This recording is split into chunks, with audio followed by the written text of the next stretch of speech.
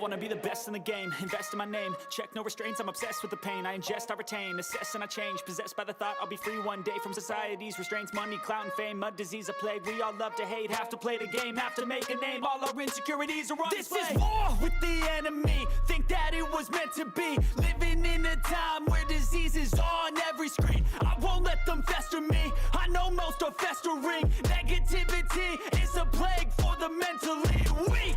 No mercy, all I got is working. Never stop searching, never quench the thirsty. I'm toxic and psychotic, with this logic you can't stop it. It's been chronic since I was a boy, so neurotic and chaotic. I'm built to last with the webs I'm weaving. I could change the past with all I'm achieving. Got my foot on gas, never stop competing. If you break like glass, then this life's gonna eat 'em. Make mistakes real fast, then you learn how to beat 'em. If you take off the cast, you can see all the healing. If the pain's in the past, move on from the grave and put your foot on the gas. No, never stop competing, yeah. I've been doing this, I'm on it. I just wanna be iconic. Sipping on a gin and tonic, got me going off when I'm on this topic, yeah. If I ever play, I want it. You know that I'm always honest. Stay away from those who are toxic. Keep them out your face, no way, you don't want them, yeah. Don't try to drain my energy. The enemy is everything. It's mentally, unhealthily, spreading like a rare disease. But I won't let it get to me. I don't need your therapy. I can leave a legacy of leading by intensity. Come on, we can fight this. Freedom is priceless. Spread just like a virus. Living in a crisis. Do you feel courageous? Do you seek greatness? Trust me, you can take it. Go on and take your aim. Yeah. I'm built to last with the webs I'm weaving. I could change the past with all I'm achieving. Got my foot on gas, never stop competing. If you break like glass, then this life's gonna eat 'em. Make mistakes real fast, then you learn how to beat 'em. If you take off the cast, you can see all the healing. If the pain's in the past, move on from the grave and put your foot on the gas. No, never stop competing, yeah.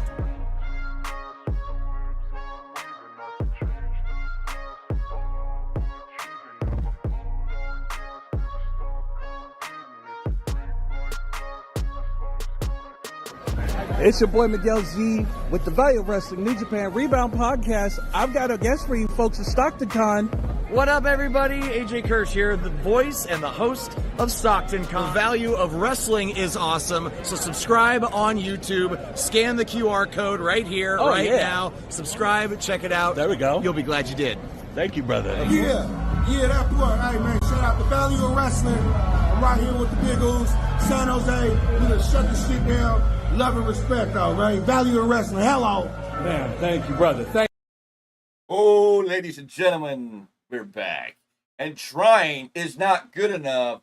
Just do it. Like Nike. I don't want to hear excuses. Anyways, ladies and gentlemen, welcome to Value Wrestling. Welcome to your Monday Night Post Show review for June 17th, 2024, right here on the Value Wrestling YouTube channel. The hottest, fastest growing channel on YouTube. 496 before we started this show. Let's blow it up. Let's shoot it out of here. Miguel Z in the chitter chat because, well, AT&T don't like him tonight. Getting spanked all over the place by AT&T.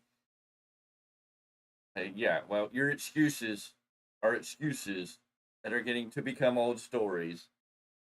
Like a lot of other people's old stories. Somebody defined the definition of insanity. That's fucking right. Doing the same thing over and over again and getting the same results. So, that's what you want to do. More power to you. I don't dance in the fire. I stand outside it and watch everybody else burn and laugh along. Because you know what? That's where you want to be. Then that's where you deserve to be. I don't give a damn. You know what? There comes a point in life. Things just get... why? Tell me why. How about no? Anyways, ladies and gentlemen, we got a hell of a review show for you. We got people in the chat. We're going to get this show lit. Join in the conversation. Join in the chat. Let's get it on. I'm not Tony Khan. Got about 1,000 excuses like Tony Khan, so Harrison getting kind of there. La-de-da-de. Hate to break down your party. Monday Night Raw, ladies and gentlemen, tonight, live from Corpus Christi.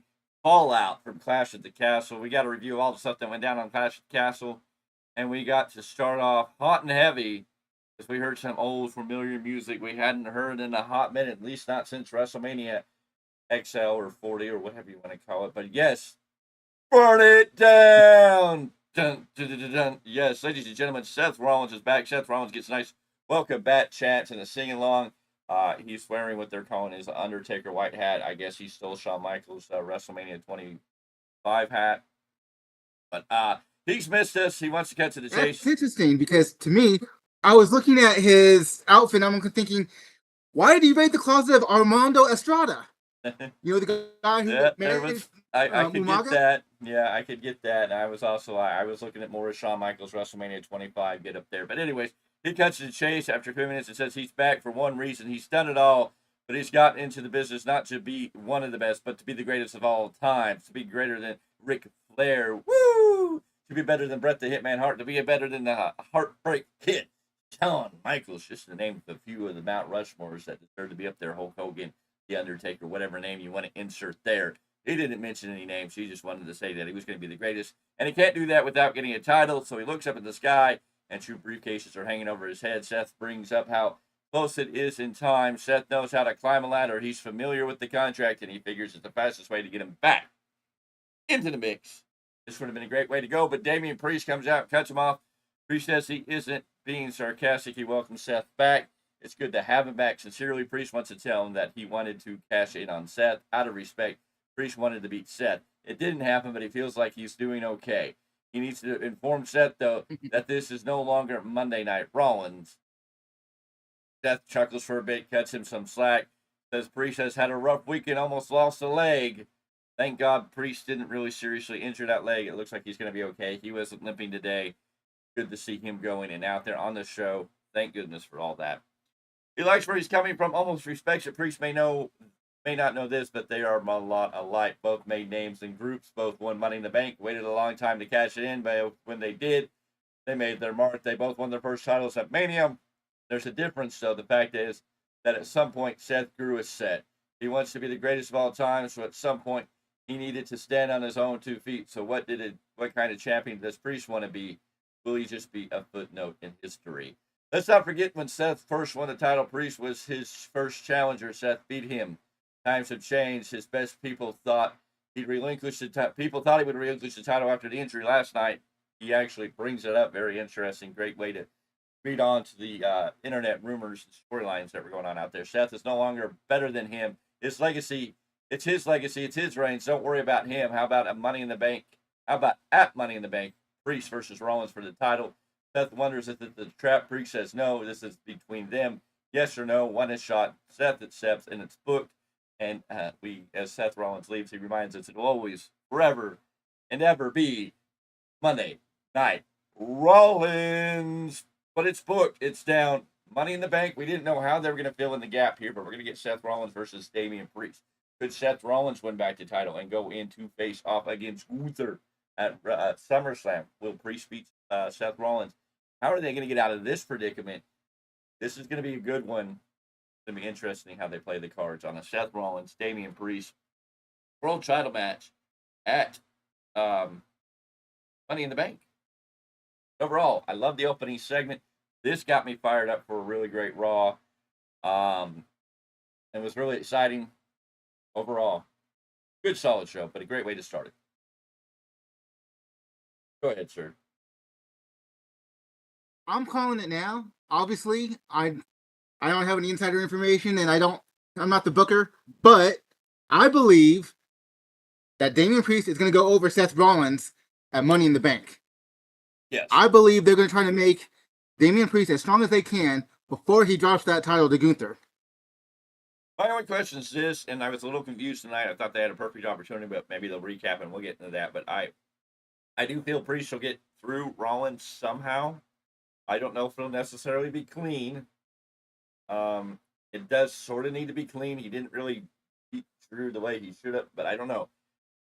It's going to be interesting. They booked him into another predicament where you're like, do you really want to see him beat Seth clean? Yes, it'd be good. It would be okay. It's a little better than Drew, but it's going to be interesting what they do carry this through. But yeah, I do agree with you. I think Damian Priest will get Seth Rollins one way or another. The other ticket's going to be the Money in the Bank winner. How that's all going to play out, thought they missed an Fair. opportunity tonight. I'm only hoping that there's going to be some way that they fix what they did wrong tonight. Because there was one major wrong, and I'm like, I just don't get it. I mean, I get it on an end, but I don't feel like the right person won that match tonight. We'll get there. Here's looking at the real quick patterns. Seth Rollins was defeated by Cody 3 times and still was able to be rebuilt to be that main event guy. And Seth and Rollins did say tonight he beat everybody. That was kind of not Cody, but I'm not going to be the one to, Right. I'm not going to be the one to say that. I don't want to break your heart on your first night back after a couple months of vacation.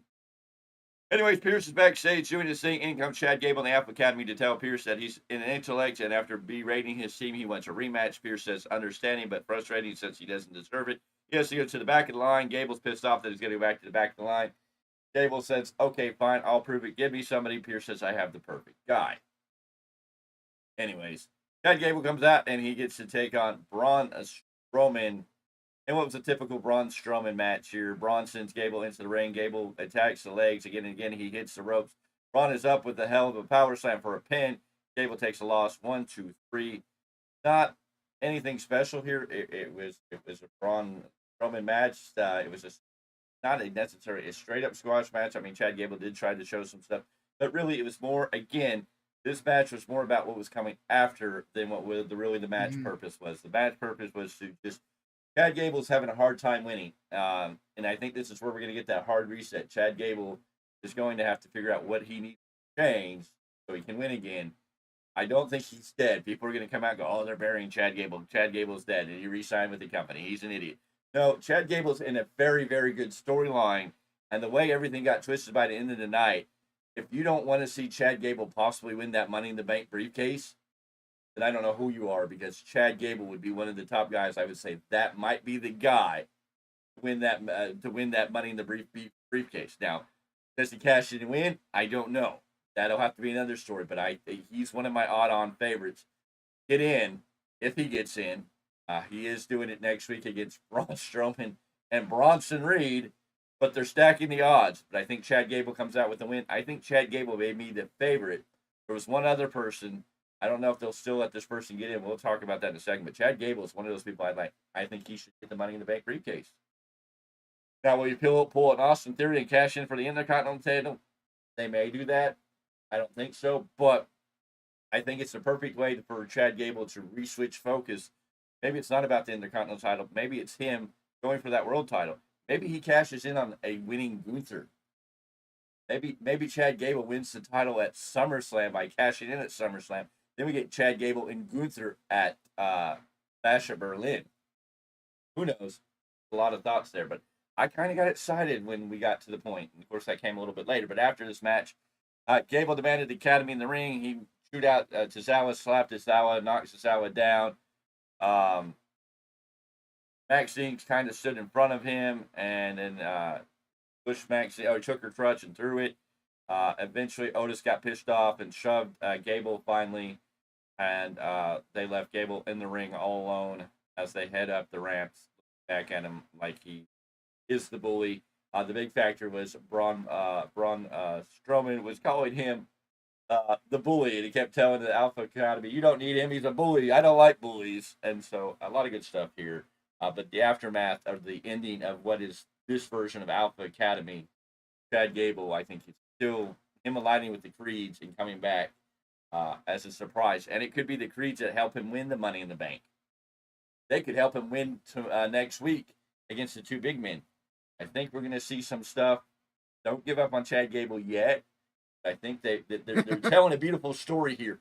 You just have to be willing to let it simmer and let it cook. I mean, good steaks got to marinate and do all the things just right.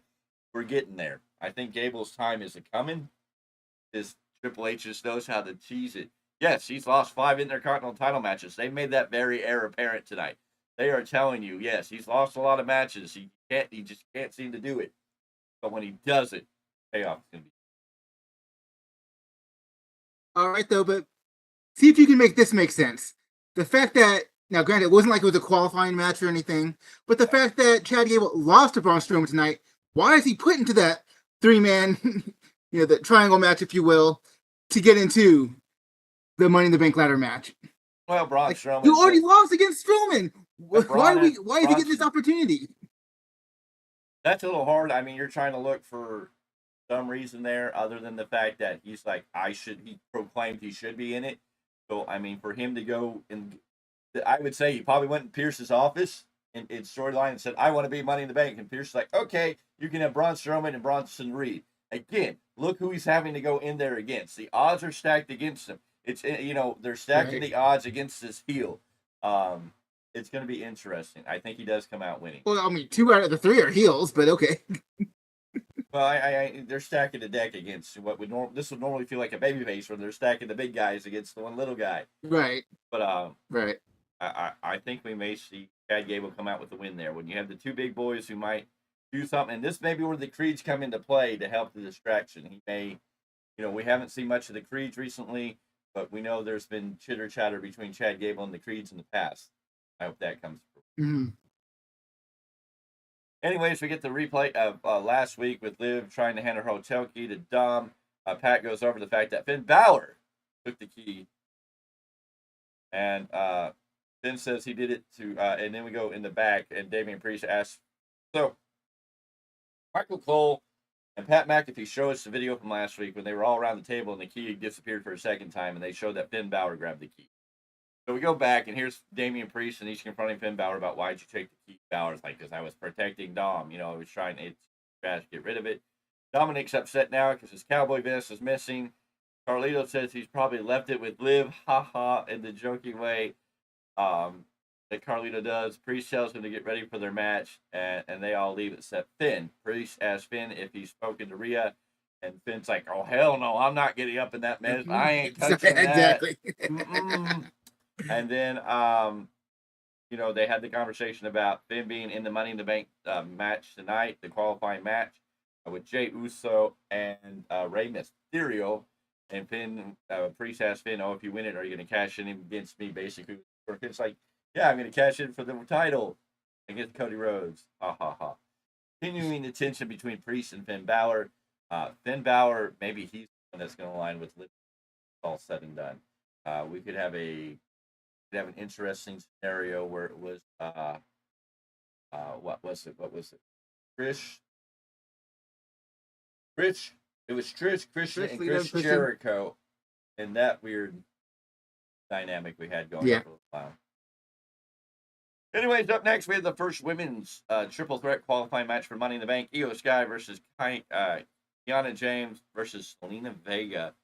This was a damn good match for these 3 women. Selena Vega looking strong. Loved her outfit, and she was looking really good throughout most of this match. Eventually, Liv Morgan comes down, causing Vega to get distracted and knocked off the apron. Vega was heading to the apron. Kiana misses the right. Vega with the kick. She turns to see Liv Morgan in Dom's cow vest. Liv does have it. Vega is distracted, and Kiana hits her with some knees. Io then with the knee to kick Kiana. Moon assault from Io. Cover 1, 2, 3. The winner is not Selena Vega, you error-writing nitwit. Your winner is Io Sky. Match went 8 minutes, 34 seconds. It was a good, solid match right here. Io Sky going to go back into the Money in the Bank. She's going to have the opportunity to capture the Money in the Bank. Maybe ride that a little more. Who said steak? What type of steak? You talking about a steak that kills a vampire? Because that's what you just felt there, sir.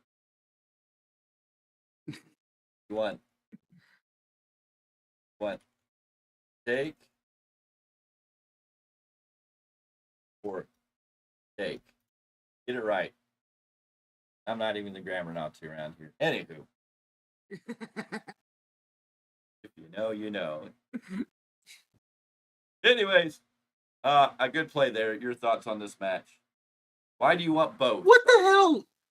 What the hell, Miguel Z? What do you mean both? Do I need to have a talk with Gangrel next time we're at the Realm of Warriors Championship Wrestling event? I have a steak. I'm sorry, your boy is hungry. Okay, so what does that have to do with the other version of steak? Yeah. Steak in the ground, a hammering a steak, a wooden steak, and a steak. But why do you want both? I'm very confused. Anyways, while we're waiting on his Do you answer, need the coming back to the steak match cook over the here, steak or something? Anyways, go ahead. Yes, sir. Heels, guys. Selena Vega. Selena Vega brought it tonight. I mean, like, we have not seen her this aggressive all that often, and it's usually in short spurts if we do. I mean, this was just like, I'm coming after you, better get the party started. You know. Now, granted, Io Sky went over, and I'm very happy about that. Again, I think they need to continue to build her to be something special. So the fact that she came out with the win, and even Kiana, I did not expect her to win this match tonight, but I'm glad that she was showcased here. And it's like, I think all three ladies came out great tonight. Io with the win. We welcome you all to the party. No complaints here. Joining the chat, joining the conversation. Always feel free to go along with us. Tell us what you think about tonight. Well, from there, we got a recap of Ricochet being taken out by Braun Breaker in the back. And then Sami Zayn comes out and says he's proud to still be the IC champion. He says Gable didn't make it easy. Crazy to think it all started by beating him in a wrestling match. Now, finally, it is over because he beat a wrestling match. He's moving on from Gable, but he's going to be hard to move on from the Alpha Academy. He's been those guys. Everyone must do the things on their own time, though. He didn't leave until he was ready. Jey Uso didn't leave until he was ready. We will look forward, and he's going to defend his title against anyone and everyone. This brings out Braun Breaker. Braun hears the call, and out he comes. Sami is wondering if he's here to interrupt or just stand there, or does he have something to say? Braun says he doesn't have much to say. Sami knows why he's here. Sami is next on the list. Not who's next, but next on the list. Anyways, Sheamus comes out. Sheamus is here. He's been chasing the title for a very long time, putting on bangers and bangers and bangers. So how about he is next? Braun takes offense. He tells Sheamus he is in his way and he will kick his arse. Sheamus left him off, says he gets it. Braun is the new hot thing. Braun has no skin in the game, though. He's just the new kid on the block. So get to the back of the line before he makes him. Sami wants to give them time to sort this out. He will talk to Pierce and make them have a match. Our new women's tag team champions get some words with Jackie, but in comes Shayna and Zoe Stark to warn them they're coming for the titles. They didn't win them last night or Saturday night. Why are we worried about them now? This led us to a Dragon Lee Carlito match. We got a good video package about Dragon Lee saying he's finally getting his revenge of Carlito. We get a good solid match back and forth here. Eventually, Liv comes out. She walks down the ramp with Dom's vest on. Dom and JD stand there. Dom asks for his vest back and asking where she got it. Here comes Selena. She attacks Liv from behind. LWO grabs Vega, but Dom is there to fight wild. Then Ray beats down his son. JD pulls Lee down in the corner, and Carlito hits a backstabber. Carlito getting a big win here over Dragon Lee. 7 minutes, 55 seconds. It was a decent match. Too much of his shenanigans in this one. They're kind of continuing the story. I hope we're not going to get LWO versus Judgment Day at War Games. We're not building that feud. Not at War Games. I don't know if that would Some be random match maybe, but not at War Games. Yeah, that would not be a good War Games match. That would be a good traditional Survivor Series match, yes. But put it in War Games, I don't think the stakes can get there. I just don't feel like the two clicks that are in that right place. Your feelings on Carlito and Dragon Lee? I was kind of hoping they'd have Dragon Lee put this feud with Carlito a bit to bed. Like, let Dragon Lee have a win. No, they want to elongate the story. I'm like, all right, fine. Because I mean, Carlito still has brand name recognition thanks to his original WWE run, but he just doesn't feel the same. He looks good. He's in good condition, but he doesn't wrestle the same. It's like he's just not as fluid.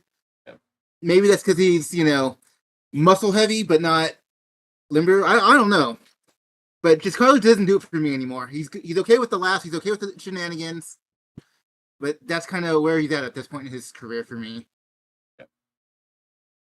Drew's walking out. The screen flickers. We get Uncle Howdy and some Happy Misfits. We get something. We don't know. The show even started off with all the flickering and glitchy stuff at the very beginning of the show.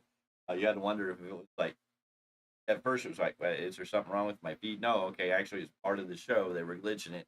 This tonight was supposed to be the arrival. Backstage, Chad Gable runs up to Otis, Akira, and Maxine. He starts yelling until he realizes they are packing their bag. He asks where they're going, that their family. Otis says they are done, and they leave. Gable stands alone, says he is huge and massive, and he will do something big. He will win Money in the Bank and do something that failure Otis could never do. He will cash in and become champion. I kind of got excited with that statement. I think this is the right direction. Chad Gable gets him out of that Intercontinental title picture, gives him focus. It gives me somebody to hope would win. I got to see who else is going to be in this thing, but at least they're giving me one person. I'm like, that sounds like the person they put in the night. We'll get there. Anyway, Drew McIntyre's here. He's noticeably frustrated. We get CM Punk chants. He gets a clip of Drew's anger taking over the match, including shoving the ref, which he got fined for, hitting the face of Corey Graves and Wade Barrett, calming him down. That's when Cole tells us it's fine. Drew starts hearing the CM Punk chants. The crowd chants it. Drew pauses, then he says he can't do this anymore. Screw this company. I quit. Drew tosses the mic down and walks up the ramp. Out comes Pierce to tell him that's not the way to do it.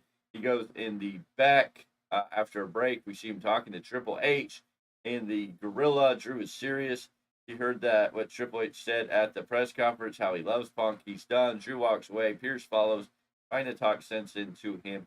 Later announced the night that Drew has disconnected from all social media. Drew McIntyre has quit WWE. So what does that mean? I don't know.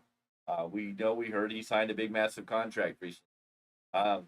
If I was Drew and this was going to be what I'm going to do, I'd go wrestle on the independent scene, go show up in TNA as Drew Galloway. And you know what?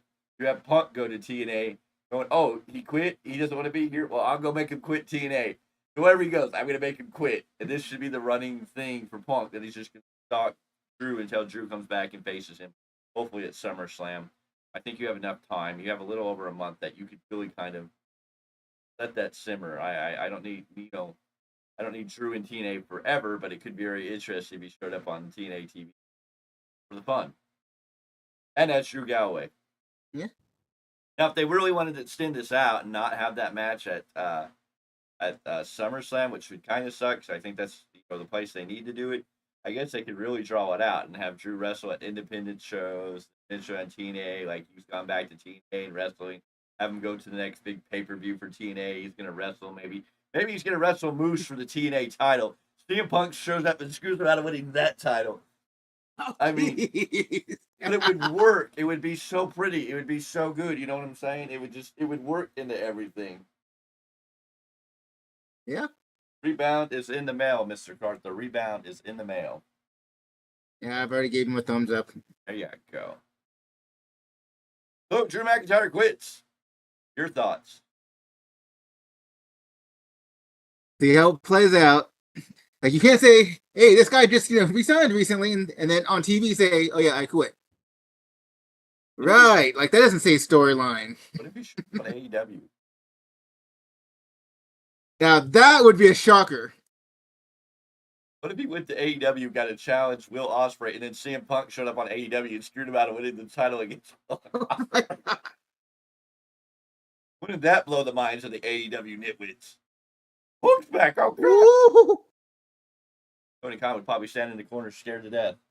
He could get beat up by the Bucks, Right. but he's scared of Punk. Anywho. Anyways, we got a tag team match, Damage Control, which was Dakota Kai and Kairi Sane taking on Kitana Chance and Kaden Carter.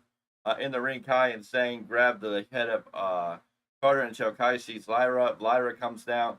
Lyra, the new champion, Lyra Valkyrie. And after the new women's tag team champions, Kai walks over to the ropes and talks some snot at her. Carter with the DDT to Zayn. Kai turns waistlock off the ropes. Carter with the kick. Chance to the top rope. After party.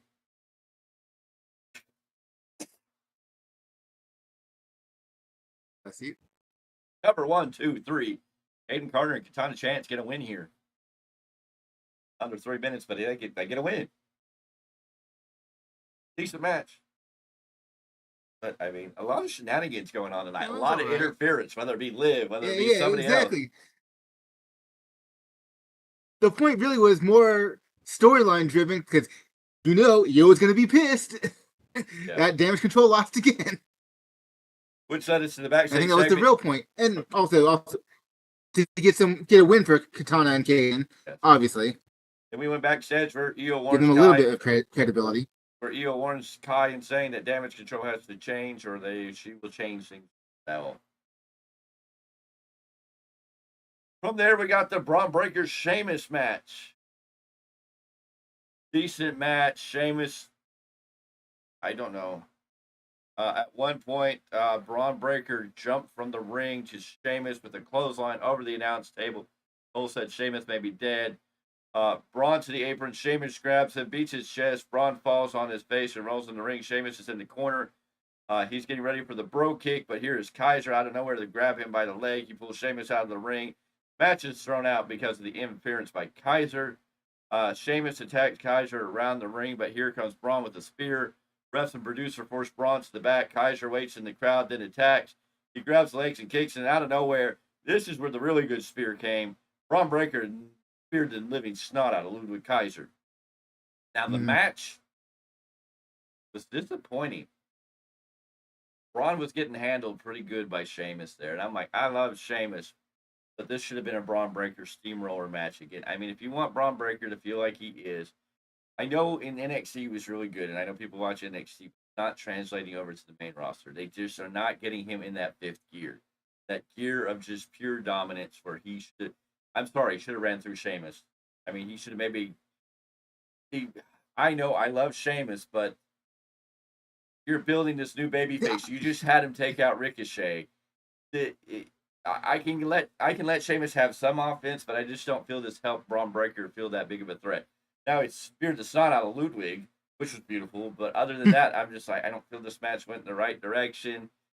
Sheamus won by a DQ. I'm like, I don't know if this helps Braun Breaker feel like the man beast. I guess I just want to see him built like the next Goldberg, or at least to get to a level where we could put him in a match with Brock Lesnar. Like, if he's going to be the next big thing, if he's going to be this big beast, I just don't see it. It's like tonight, Sheamus maybe should have got the upper hand in the first minute or two, maybe gone for a bro kick, kicked him, and then had Braun Breaker stand back up, shake it off, and then just spear that living hell out of him. The rest of it, it's just like having Ludwig come in and interfere to help Braun, not even help Braun, because he got into the queue, which went to Sheamus. I don't know. The match didn't do anything for me. I was kind of looking for Braun to be impressive here, because I'm like, if you're going to make me feel impressed by this guy, give it to me.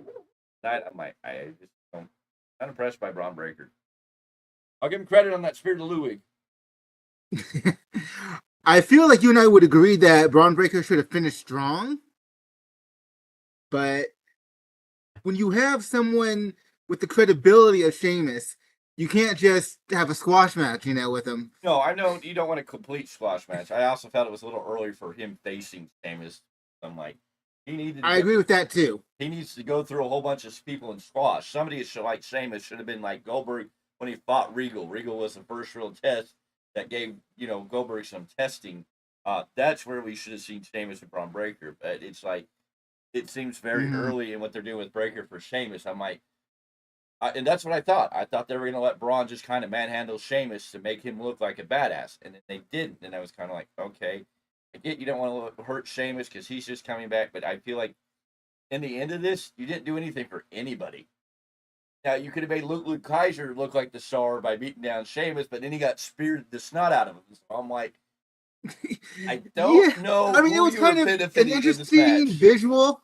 Yes. It was an interesting visual watching them both run around the ring, and then for Breaker to spear Sheamus and Kaiser. Yeah.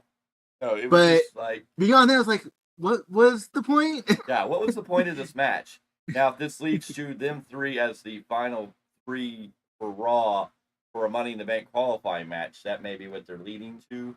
But it was really just like, I thought, okay, Braun going against Sheamus, the way Braun attacked Sammy. If we're gonna make Braun feel like he needs to be the Intercontinental title, then he has to have a pretty dominant overcome of Sheamus. Sheamus winning by DQ. Does that make Sheamus down to number one contender for the Intercontinental title? There was no clarity on it because it seemed like they set this match up to feel like, now granted, they didn't say it, the way this match was booked was like these two, whoever won, would be the number one contender for the Intercontinental title. The way I feel is Right. Sheamus won by DQ, so technically by winning, he should be the number one contender. Which I'd love to see Sheamus and Sammy You more should get the than next shot. Yeah. I would love to see Sammy and Sheamus at Money in the Bank for the Intercontinental title more than I would want to see Braun Breaker and Sammy for the Intercontinental title right now. I'm like, I think it's a little too early. And maybe that's the point. Yeah. And a part of that also could be like there's planting seeds for that proper Braun Breaker Sheamus match down the line. This just got, it was messy, and they didn't really fill in the gaps either. And then Kaiser, Yeah. Sheamus and Kaiser match. I know they're trying to build Kaiser, but then they made Kaiser look running away from Braun until it was like smack, and it was just like, okay. They gave Breaker his one good spear of the night, but it was like didn't really do anything for anybody. You know, in that whole setup, it was just kind of like cool, but you missed a lot of opportunities there. Yeah, like I said, I think it's just seed planting at this point. I don't think, like you said, out of this right here by itself didn't do anything for anyone. Backstage, Dominic continues to look for his best. Liv is nearby and says he can have the best, but he must take it off of her himself. He is nervous, so she unzips it a little bit, and I'm sitting here going, are they going to go like Attitude Era? I'm like, is she going to be not wearing something? Is she going to unzip it and be like, you know, are we going to, where are we going to go with this? Eventually, Damian Priest comes around the corner and gets mad and tells him to grab his stuff. He takes off the vest. She has a top on. Everything's kosher. But for a minute there, they did make it kind of go, what are we doing here? How far are we pushing this envelope tonight? Right. Which I give them credit for. They did this the right way. Damian then confronting Liv and telling her to leave Dom alone, and her going, no, I think Dom doesn't want me to leave her alone. I have a feeling Liv and Finn Balor are aligned and part of their plan. It's a possibility. From there, we got Karrion Kross just cutting a promo on Woods and Kofi, how they beat him up 2-on-1. He was going to do something really crazy, but Scarlett talked him out of it, and he's issuing a challenge to either one of them, 1-on-1. He'll leave his guys in the back. He's hoping it's Kofi because we all know how he'd rather have Woods in the back anyways. We head over to New Day, and Xavier Woods tells Kross they know he's been around the world, and Kofi says, but since he's been here, he ain't done shit except win the NXT title. They are the greatest tag team champions, but if they want a one-on-one, Kofi, since you said Kofi's name, accepts, and Woods seems a little bothered by Kofi taking the challenge. There was a little conflict here. Xavier would start talking, and Kofi would overstep him pretty much every time Xavier wanted to say something, and then when Kofi took the challenge, Xavier definitely had to look like, okay, well, cool. They're feeding into this narrative that Kofi is leading the way and Xavier's taking the back seat. Are we finally splitting the New Day? Especially since it doesn't look like Big E's ready to return to the ring. And a lot of things I've heard, I think he would love to, but I think he's actually kind of scared to. I think he's still waiting to make sure it's all going to be okay. I love what he's doing with the pre-shows and all that stuff. He's doing great stuff there. Mm-hmm. But if we're not going to have Big E back for a while, or he's not comfortable coming back yet and stuff, maybe it is time to separate Xavier and Kofi. Maybe Xavier needs a good time. Maybe heal Xavier to do something. Maybe he could become a viable threat. Who knows? The thing is, Big E has said he doesn't even know if he'll ever be able to come back. Oh, yeah. Yeah, I mean, he's always checking, he's always getting updates. He's always checking things out, seeing how he feels, blah, blah, blah. So he's not saying never, but he says he doesn't know. But he's also saying he's being very, very and I kind cautious. of agree with your... Yes. And I also agree with your assessment about maybe it is time to split the other two members of the New Day because it's time to do something different. Yes. But I know Big E's made the statements. That neck injury has shook him up. He's not angry at anybody. He's not mad at whatever. Right. Rich, what was his name? Oh, I can see the big boy. That was part of Sheamus's group. Oh, Rich Holland. Rich Holland. There we go. But, I mean, he's not mad at Rich Holland, but I know Big E got really shooken up on that, and he's real hesitant, and he wants to make sure he's 110% good and that he's, never going to have a scare like that again. Anyways, this led us into the main event match of the evening. Jey Uso versus Rey Mysterio versus Finn Balor. This match was a little bit of disappointing when we got to the end. This was a good match, but the ending was very confusing for me. Rey shoots himself over the shoulder. Eventually, Dominic comes in. He tries to stop his daddy from getting the win. Finn hits a coup de grace on Rey Mysterio, goes for the pin. Jey Uso flies off the top rope with a splash and pins Balor. 1, 2, 3. Main event, Jey Uso is going into the Money in the Bank. And I'm like 15 minutes, 48 seconds on this match. And I'm sorry, ladies and gentlemen, you're going to hate me, but I thought that was the wrong call. Why do you change your logo, Mr. Z? You have 2 accounts? You have one under this one? Okay. Why do I feel Woods might... Yes, he has 2 accounts. Yes. Well, Woods might turn on Kofi. I don't know. We'll have to see how that all plays out. I don't think it should have been main event Jey Uso. Jey Uso doesn't need a Money in the Bank to be main event or get a world title shot, for one. Secondly, this was a perfect time.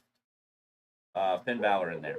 Finn Balor being in the Money in the Bank, or Finn Balor winning the Money in the Bank, would be the other one. And you would have gave me 2 people that I could have seen in this Money in the Bank probably winning, Balor or Chad Gable. And I would have been happy. And that's what I want to see. You put Jey Uso in here. I love what Jey Uso does, but he's like, Jey Uso doesn't need the Money in the Bank to be featured in a title match. I don't want to see Jey Uso with the Money in the Bank. I think this is a misfortunate spot where they could have put Balor in there. Jey Uso doesn't need to be in here. I know a lot of people are going to disagree with me, but I'm like, he could go get a title shot on his own merit. Why does he need the Money in the Bank? When the story that could be driven is Balor could win the Money in the Bank and mess with Priest, because Priest is always going to look over his shoulder like, are you going to screw me out of this? Are you going to screw me out of this? And I'm just like, I think that's a missed opportunity there. Plus, it would have given me 2 guys that I could have felt, at least so far, that could win this match. Now, there's still plenty of spots left, and anybody could win this, but yeah, I was a little disappointed. I will say I wasn't expecting Jey Uso to win tonight. I was expecting Balor. Unlike you, I wouldn't say I'm disappointed. It was not what I was expecting. That's my difference between you and I on that one. Why you switch? Oh, no, never mind. But moving... Little Fettuccine, Dom is winning Money in the Bank. Dom's got to be in the Money in the Bank, for one. And I would not necessarily complain about that, but I think he's better to be in the Intercontinental title run. Jey is cringe right now. There's a fine line of cringe. I don't know if he's necessarily cringe. He's good where he is. I just don't know if he should be in the Money in the Bank match. Well, here's what I would ask, little Fettuccine. What to you makes him cringe?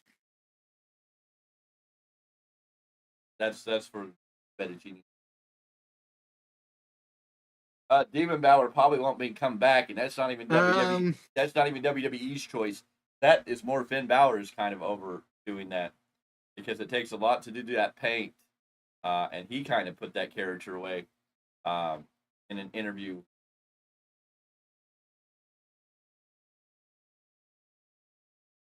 Yes, Demon Balor you want very sparingly, so it has great meaning when he does get brought out.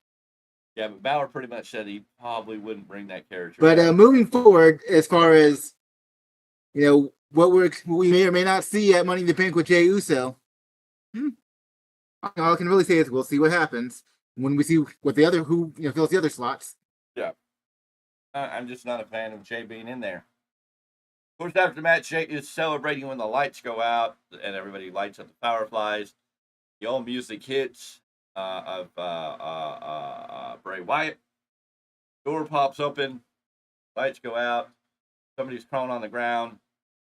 Female. It's Nikki Cross for sure. He stands up and fighting a lantern and points to the back. The camera starts walking to the back. We walk around the corner, and there's a bunny holding the hammer, which is very easy to tell was Eric Rowan. Mm-hmm. I mean, totally Rowan. Eric Rowan. I love the mask, though. I love the bunny mask. I'm like, I love how they covered him up. We go into Gorilla. Everybody's laid out there. They're showing people. There's the crow in the mask, which was Dexter Lumis. Tell by the tattoos. I had to wait until he came out, though, because between Dexter Lumis and Gacy, it was hard to tell which one was which until they came out of the stage. Because the crow, the crow-looking character, or the bird character, was sitting more in the Joe Gacy position. But when I looked at the tattoos, I'm like, oh no, those are Dexter Lumis tattoos. And then we got him around another corner, and there was a pig mask, which I'm assuming is Joe Gacy. These are all reflective of the characters that were portrayed in the Funhouse with Bray. We see a bunch of people, but the only person we could actually identify, because some of the lighting was bad, was Chad Gable being busted up, which was really weird that Chad Gable was the one that was busted up and laying there. Everybody was laid out in the back. Uncle Howdy comes out with his hands, doing his motions. He walks out. They all follow him. He comes out, picks up the ladder, and says, "We're here," blows it out. It is what it is. I know a lot of people thought this was awesome. This was sick. The presentation. I don't know. I think they should have continued with the glitching. I think through the main event, there should have been murmurs coming through the headset where Michael Cole goes, "There's something going on in the back. Can we get a camera in the back?" Not taken away from the main event, but if you were setting up like this where everybody was getting taken out, I think you should have given, like, "Hey, something's going on back there. What's going on?" And then maybe at least alluded to giving people like, "Hey, there's something going on." I feel like they missed an opportunity to make this a little better than it did. I know Mr. Clarke's over the slow burn. I don't think it's necessarily the moment to identify everybody, but bringing them out like this, I don't know. It's a hit or miss. I see where people can like it. I can feel like they missed out on a couple of things. Drew is going to SmackDown. No, he's not going to SmackDown. If you did not listen to what he said, he did not quit Raw. He quit the company. He's not going to SmackDown. Quit WWE. Because Triple H is in charge no matter what. That was the big piece. Doesn't matter if it's SmackDown or Raw. Triple H is a person that, not going to go show up on SmackDown. That would not really make sense to say, "I quit the company," and then show up on SmackDown. If he would have been like, "I quit Raw," then I would be going, yeah, he's going to go show up on SmackDown. Or he might show up on SmackDown this week, but he's not going to on SmackDown. He may show up to attack CM Punk, but I don't know. We'll have to wait. Your thoughts on the end of this show with the Wyatt 6, 5, whatever? So, from a production point of view, obviously WWE always is great. If you're a casual fan, you may have been very impressed with how this last segment went. But as you alluded to, as I said in our off-air chat, I'm just done with the slow burn. I wanted some kind of stated purpose. Even if they didn't unmask and show everyone, it's just like, what is the point of this next chapter in the Wyatt universe? And we're here, and I'm like, okay, I'm done. Until you give me a purpose, I don't care anymore. I was very let down in that respect.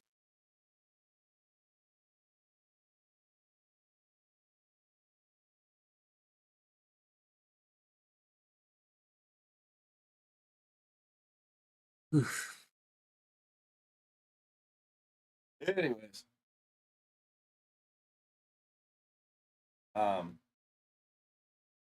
It's at the beginning of the year, January. I mean, that perfectly clear. What's going to happen to Drew versus Punk then?